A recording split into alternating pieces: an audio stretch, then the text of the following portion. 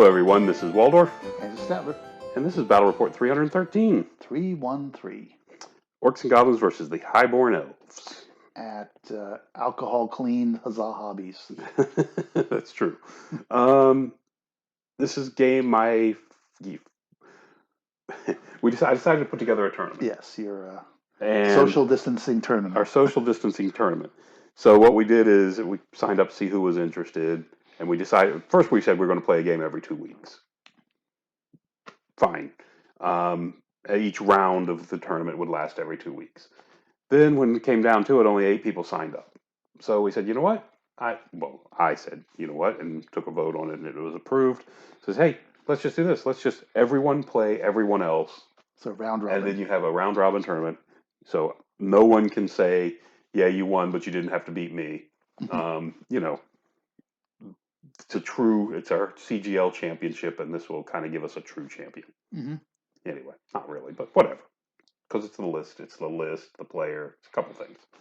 But anyway, so we decided to do this. So this is and then I put out the list of all of your 7 other opponents, what round and what, scenario you're playing that opponent in, and you can play them in any order you want.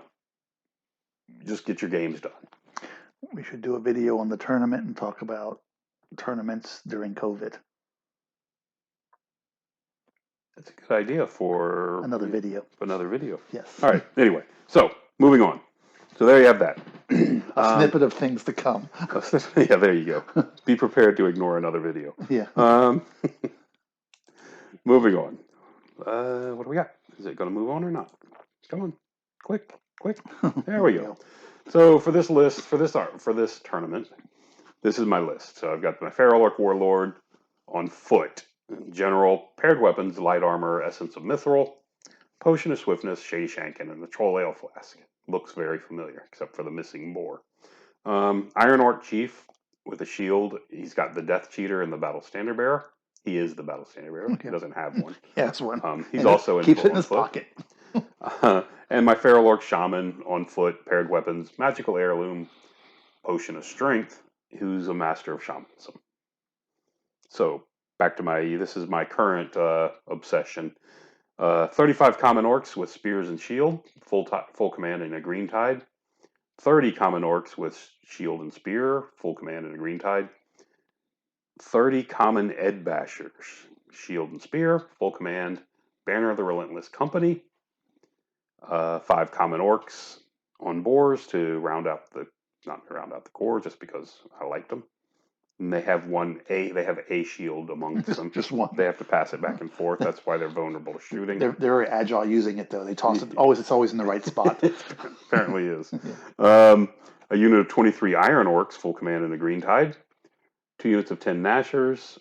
2 units of 5 Forest Goblin Raiders with shields, light lances, and throwing weapons.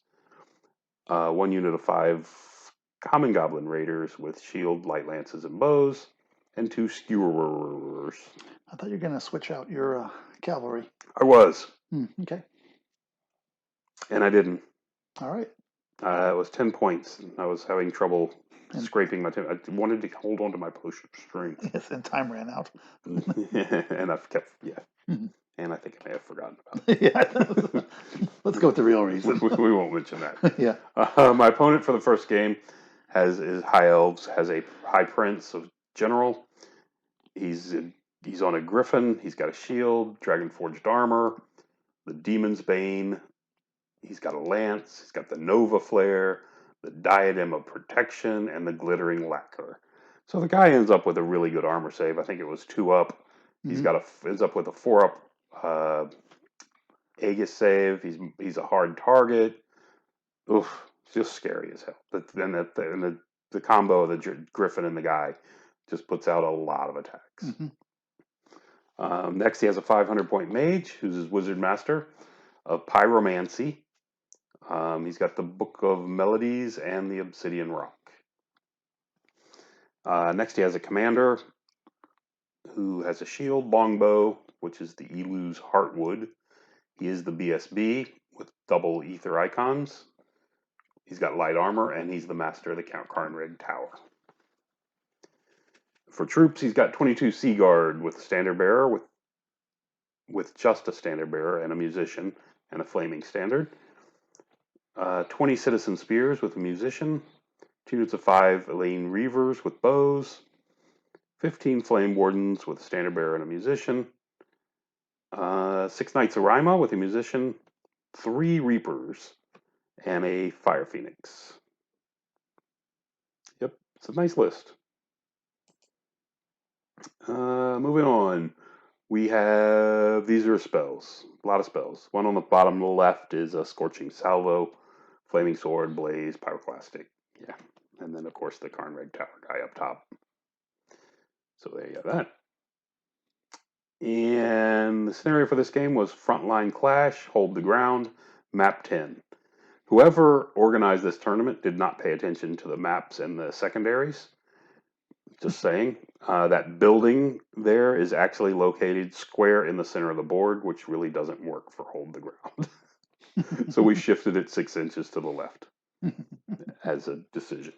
I have since made that adjustment in the rule pack. Who was the guy that organized I this don't tournament? know. He needs to pay more attention to what he's doing, is all I know that. He spent a lot of time on a balcony? He does. All right. So, like I said, this is map 10 from the map pack. You can see in the back there's a forest, a wall, an impassable in the back edge. There's a couple of those that split the back with a impassable terrain. Forest on the right, the impassable hill in the building in the center, hill on the bottom left, a wall, and a ruin on the right. I don't know if I've seen this ruin. That's my new ruin. You've seen it. This one, I remember seeing this one with the pavers on the ground. You definitely have seen it. Okay. Really? Anyway. I know you've done a number of them. I just don't remember seeing this You're particular just getting old. Getting? This is so I deployed first, and I think I dropped a unit. He dropped a unit, and then I just dropped everything because knowing that's the center and that's what I'm going for, I decided to go ahead and drop it. Okay. Now he's deploying his army. I still have my scouts left to deploy at this point, and there they go. So the scouts have moved, and it looks like I've already started vanguarding. There we go. That's the vanguards have finished. He moved his Elaine Reavers over there in the woods. He'd moved them a little bit, so I can move up and get within 6 of them on the first turn. So he did that, and knowing I'm going first, and that's what it looks like at the beginning of the game. So my guy's over here on the far left of me, behind this hill. I'm sorry, where's your general? The general's right here in this middle unit. Okay. And the BSB's in the Iron Orcs right to the left of him. So 3 units are covered by the general, 3 units are covered by the BSB, but the unit on either flank is missing either the general or the BSB. Well, we get that house in the middle. That your setup's kind of. And the house in the middle is causing me a problem. Splits your attack the way you've deployed. Okay. It did. Moving on. So that was what I was saying is the unit behind the hill over here is the Common Ed Bashers with the Relentless banner. Mm-hmm. So there we go. And let's see what we got. Turn 1, we just move up. You can see everyone comes up pretty much how far they can. Okay. I think the Iron Orcs, for whatever reason, seem to have held back a tiny bit. Not sure why, but actually they started further back. Never mind. They started much further back because of the Nashers ahead of them. Came forward. The Wolf Riders got a little bit smaller and hid behind the building. Over here, both the units of Spider Riders moved forward, so they're going to throw stuff at the guys in the woods. Nashers came forward as far as they could on the far right. And you can see the Boar Boys coming out from around the back of the unit. So what's shooting? One's going for the cavalry and one's going for the bolt thrower? One on the right is going to go for the bolt thrower. The one on the saying how they're lined up. Yeah. Okay. The other's going to go for the cav. We've got that, and I think this is showing that I didn't do a single wound. But the 2 bolt throwers fire, and both hit the Fire Phoenix and did a total of 4 wounds to it on turn 1.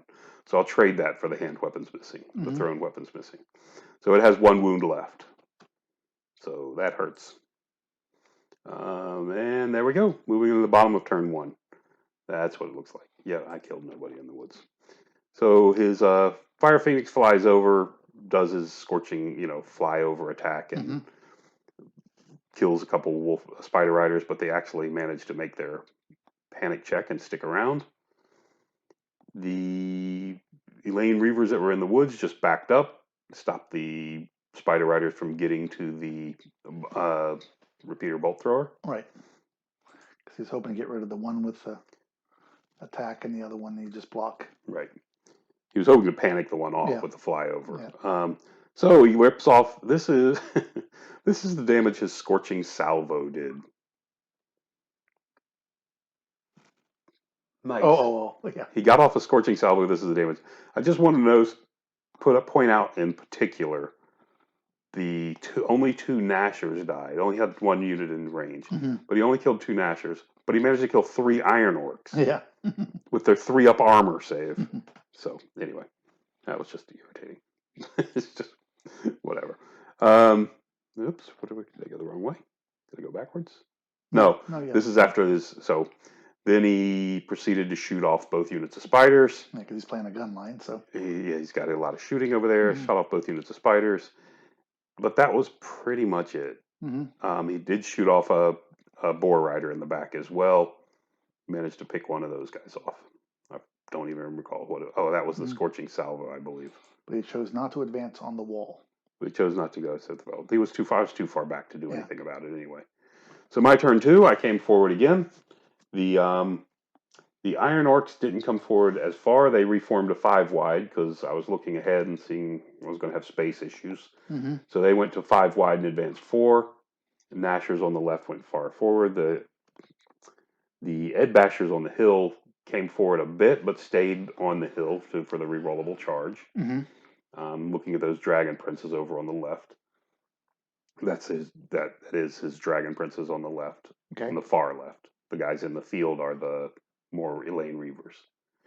On the right, the Nashers had an easy, I want to call it easier. I think they needed a 7.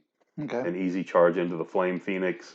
They're full strength. It has 1 wound. Mm-hmm. Yeah, let's go give that a charge. And you hope you get a big overrun. Yeah. So the Orcs came forward. Both big units of Orcs came forward. Did your bolt thrower hurt itself last turn? No, can't. Why? It was like it's facing backwards. It's facing forward. Is it? Okay. Yeah. Guys are in the back. Yeah.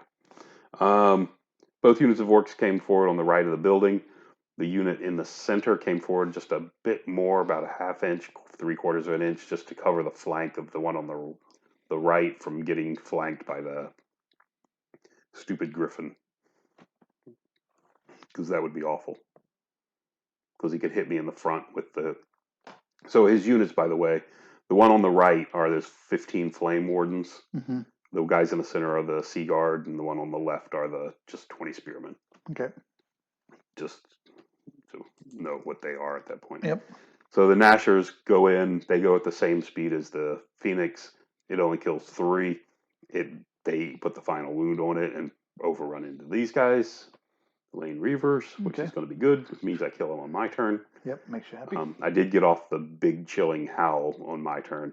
All that sorry, forgot to mention that.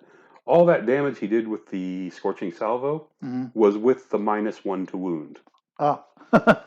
So had I not got the big chilling howl off, it would have been much worse. Mm-hmm. And I targeted the Reaper Bolt Thrower right there in the center. Okay. Because it reached 12 to the Sea Guard where his mage was. Right. And it's also the cheesy way to bypass his magic resistance is you don't target that unit. Right. So you have that. It's a bit blurry. Just a bit. So this is going into his turn. It's what it looks like. Let's get past that one fairly quickly. Oh, sorry, and I forgot to mention. My turn, I also managed to get off a... it's out of order. In this magic phase, I summoned up a Totemic Summons. Then he breathed on him. And he breathed on him and did 2 wounds. So back to his... Now it's his turn 2. You can see the Lane Reavers have peeled back off out of range of the Nashers, and just so they can put some shots into the totemic summons. The spear block came forward over there on the center, which is the right of the picture, and he charged me with everything. So with the other 3 units, they're pushed back because they don't really fit in there real good, but they're definitely in there. So the unit of Sea Guards are on my unit in the center with the general in it. Okay. The guy on the Griffin is lined up on that unit. He's on the corner of that unit. Facing which way? He's facing down the bottom of the board. He's on the corner of my general. It's front to front. It's front to front. Not side to. He's not charging into flank. Okay. No, he came from over here on the other side. I thought so. I just wondering why he was facing. Yeah, he just hopped over the unit and wheeled and came in and hit me here on the corner. Okay. So that way he's lined up on my general and I can't save my general from his attacks. And over here, the Flame Wardens charge this block of spearmen. Okay. It's okay though because I get +2 to my agility because they're being charged with spears. So got that going for me. Yeah. So now you can go second. What are you saying? Shooting, he turns the bolt thrower around, fires at me, shoots the other guys at me, manages to only do 2 out of the 3 wounds.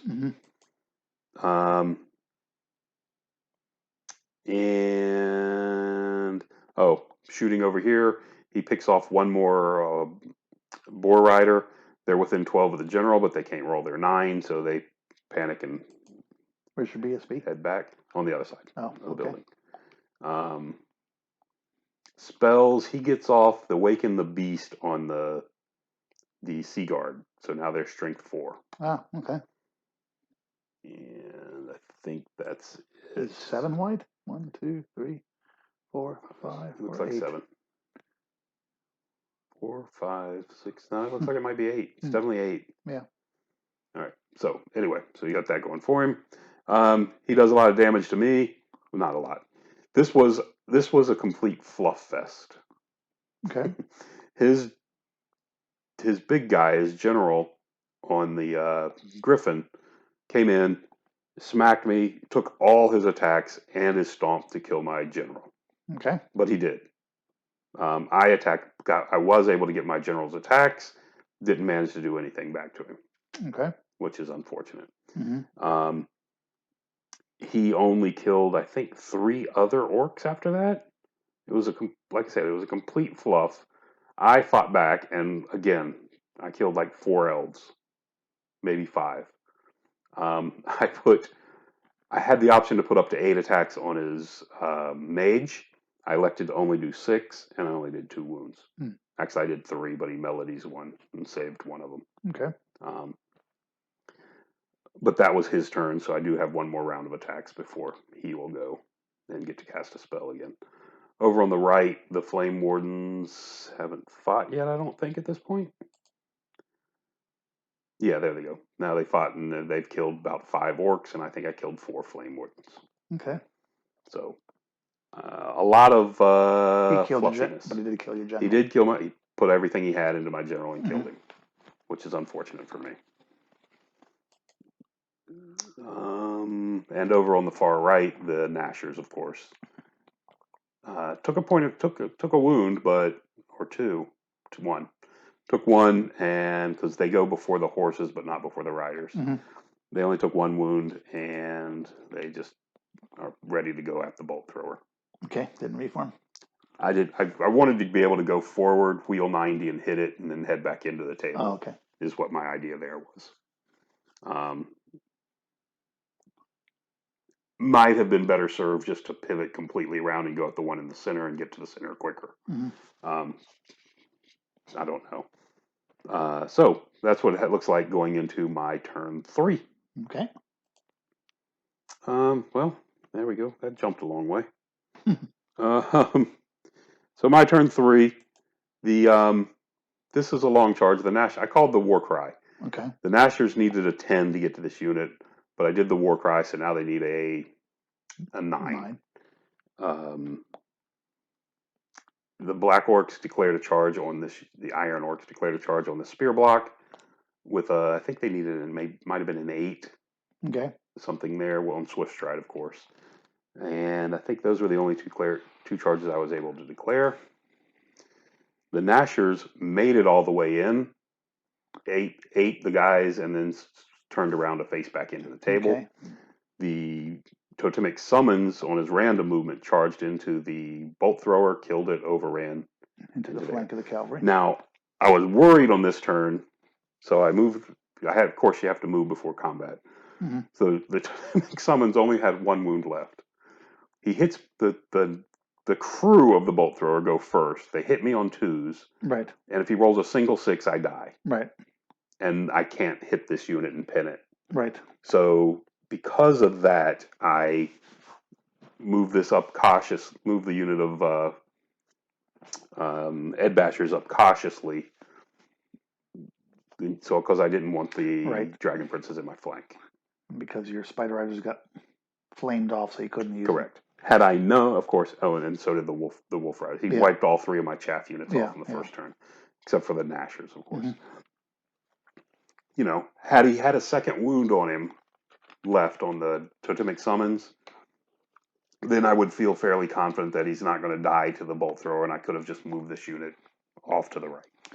That's when you roll 2 dice on your follow through. 2 on your 2. It would have taken pretty bad to get there with 3 dice. Mm-hmm. And there's the guys that ran.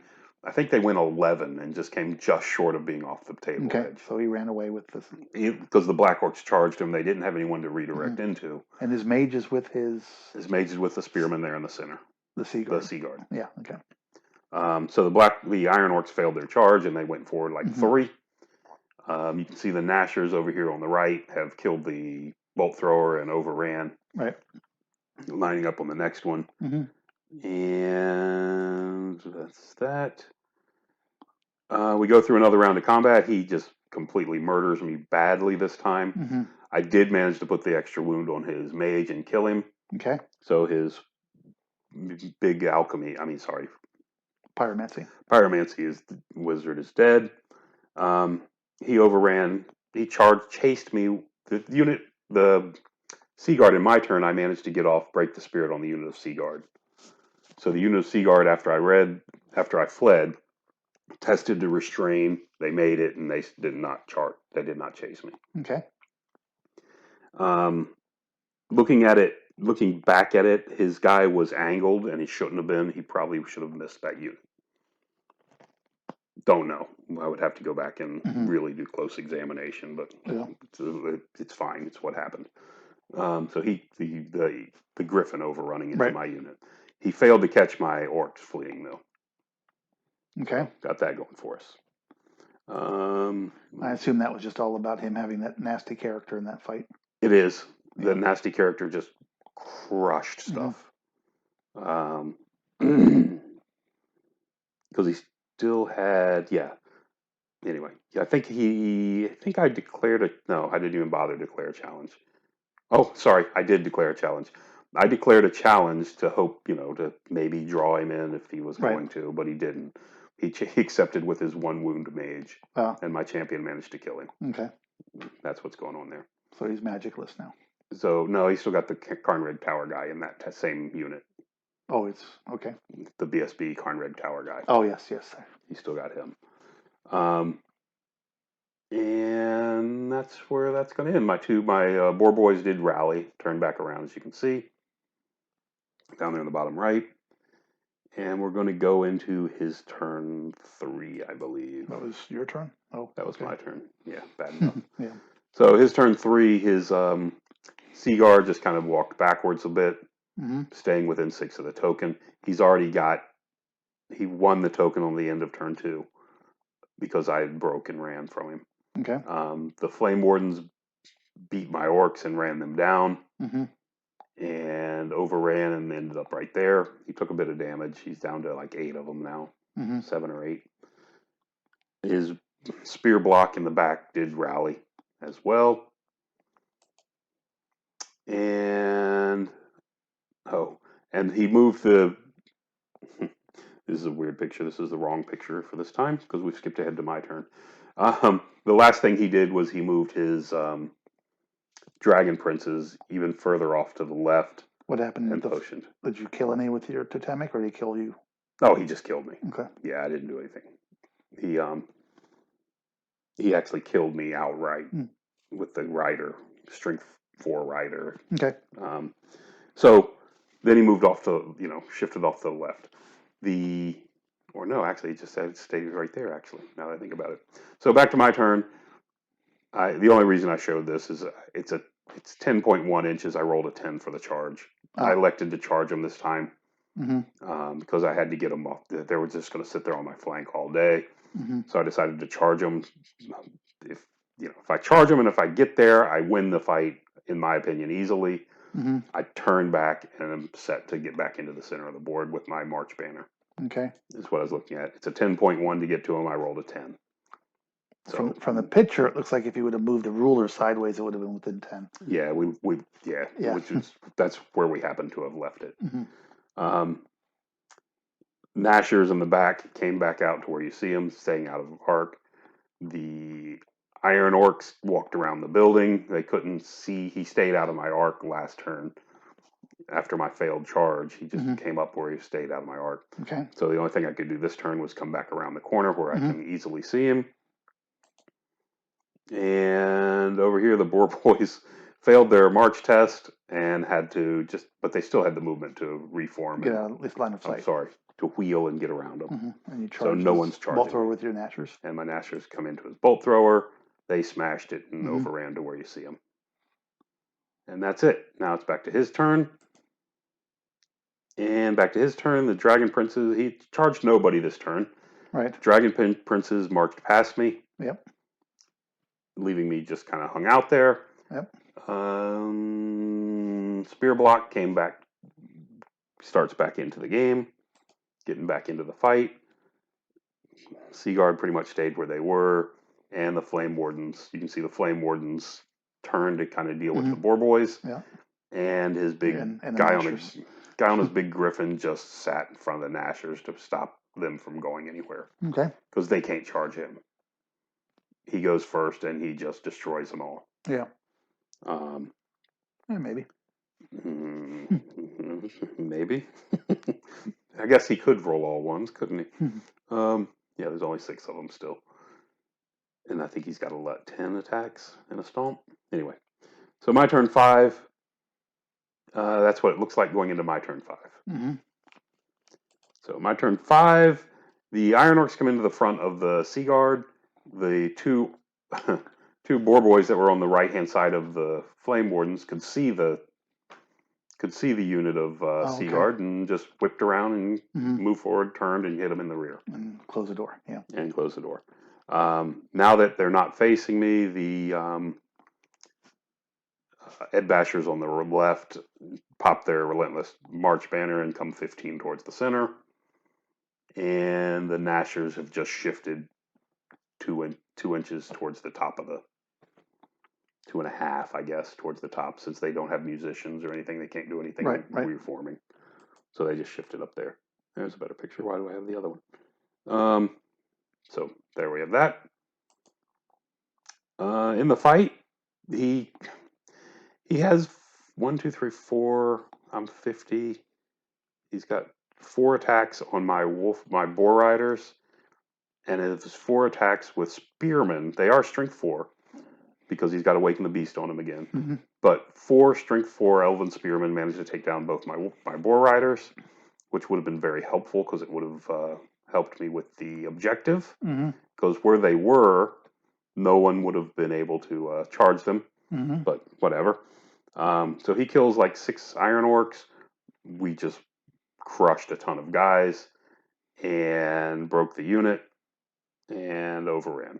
The Orcs they were lined up. They'd gotten shifted at some point. They were lined up to go past the building when I hit that unit. Right. So they came forward.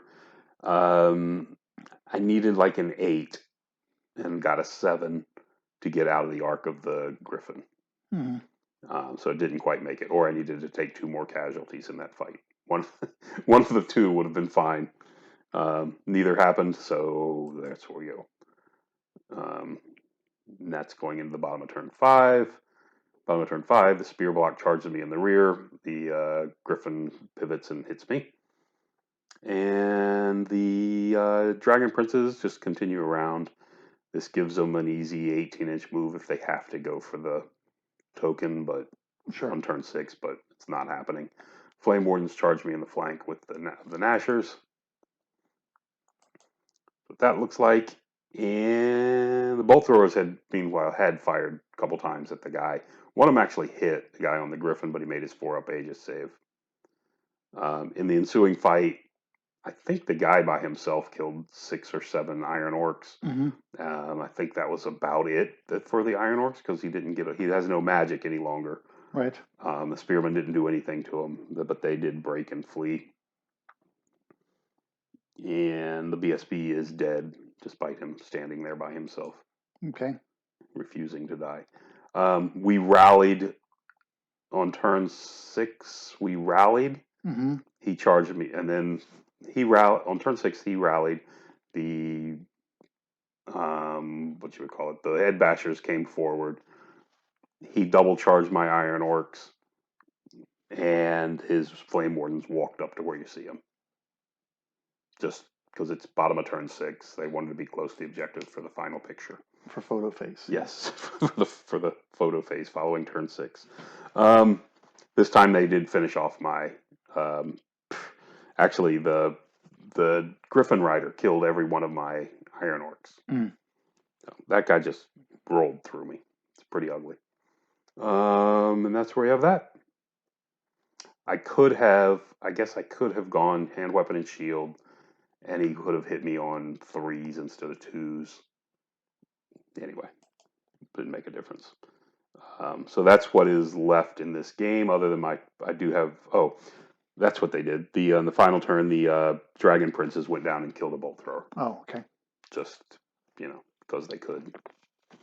So Highborn Elves. Points is points. Highborn Elves got 41-23 for 16, and I got plus the objective, and I got 29-34. So it was a 13-7 with the objective, 16-4. Not a good showing for my first game, because this is an army I thought I should have beat. Yeah. So let's talk about that. So I chose sides. Oh, really? Okay. And I was like, I don't want those Dragon Princes with a 9-inch move, 9-inch charge to be sitting on that hill. So I chose this side. Okay. Looking back, mistake number 1.